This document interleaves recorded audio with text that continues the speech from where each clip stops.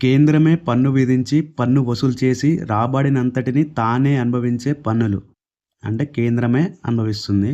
అవేంటో చూద్దాం. 1 కస్టమ్స్ సుంకాలు, సెకండ్ వచ్చేసి కార్పొరేషన్ ట్యాక్సు, థర్డ్ వచ్చేసి బహుమతి పన్ను, ఫోర్త్ వన్ ఏమో సంపద పన్ను, ఫిఫ్త్ వన్ వచ్చేసి మూలధన ఆదాయంపై పన్ను.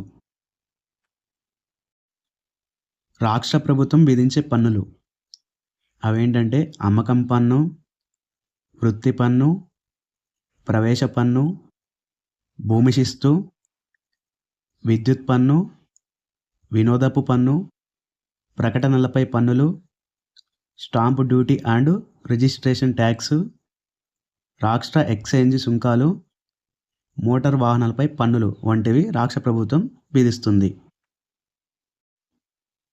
స్థానిక ప్రభుత్వంలో విధించే పన్నులు అవేంటంటే 1 ఇంటి పన్ను, సెకండ్ వచ్చేసి అక్స్ట్రాయ్ సుంకం, థర్డ్ వచ్చేసి నీటి పన్ను. ఆర్థిక సంఘం యొక్క మొట్టమొదటి చైర్మన్ కేసీ నియోగి. ఇతని పదవీ కాలం 1950-57 వరకు. రెండవ చైర్మన్ వచ్చేసి కె సంతానం. ఇతని పదవీ కాలం 1957-62 వరకు. 15వ చైర్మన్ ఎన్కే సింగ్. ఇతని యొక్క పదవీ కాలం 2020 నుంచి 26 వరకు. 16వ చైర్మన్ వచ్చేసి అరవింద్ పనగారియా. ఇతని యొక్క పదవీ కాలం 2026 నుంచి 31 వరకు ఉంటుంది. అక్వర్త్ కమిటీ సూచన ప్రకారం 1924 నుండి రైల్వే బడ్జెట్ను సాధారణ బడ్జెట్ నుండి వేరు చేశారు.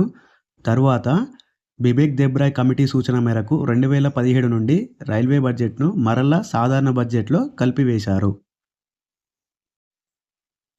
పెద్ద నోట్ల రద్దుకు సంబంధించిన అంశాలు. ఆర్బీఐ నల్లద్రవ్య నియంత్రణ కోసం 2016 నవంబర్ 8న 500 మరియు 1000 రూపాయల నోట్లను రద్దు చేసింది. తరువాత 2016 నవంబర్ 10న కొత్త 500 మరియు 2000 నోట్లను చలామణిలోకి తెచ్చింది. ప్రపంచ బ్యాంక్ అనగా ఐడిఏ, ఐఎఫ్సి, మిగా, ఐసిఎస్ఐడి ఈ నాలుగిటిని కలిపి వరల్డ్ బ్యాంక్ అని అంటారు. తెలంగాణలో మరియు ఆంధ్రప్రదేశ్లో జిఎస్డిపి గణనకు ఉపయోగిస్తున్న పద్ధతులు 3.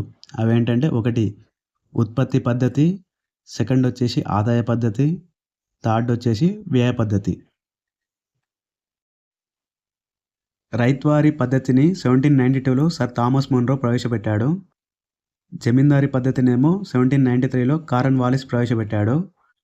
మహల్వారీ పద్ధతిని 1833లో విలియం బెంటిక్ ప్రవేశపెట్టారు. 2011 భారత జనాభా లెక్కలకు సంబంధించిన అంశాలు. 2011 జనాభా లెక్కల కోసం అయిన మొత్తం ఖర్చు వచ్చేసి 2200 కోట్ల రూపాయలు. 2011 జనాభా లెక్కల యొక్క నినాదం వచ్చేసి మా జనాభా లెక్కలే మా భవిష్యత్తు. 2011 జనాభా లెక్కల రిజిస్టర్ మరియు కమిషనర్ ఎవరంటే సి చంద్రమౌళి. 2011 జనాభా లెక్కలు అనేవి 2 దశలలో సేకరించారు. 2025-26 ఆర్థిక సంవత్సరానికి సంబంధించిన ఇన్కమ్ ట్యాక్స్ యొక్క రేట్లు దీన్నే స్లాబ్స్ అంటారు. 0 నుంచి 4 లక్షల వరకు 0% ట్యాక్స్ అంటే ట్యాక్స్ అనేది ఉండదు. అదే 4 నుంచి 8 లక్షల వరకేమో 5% ట్యాక్స్ అనేది ఉంటుంది. 8 నుంచి 12 లక్షల వరకేమో 10% ట్యాక్స్ అనేది ఉంటుంది.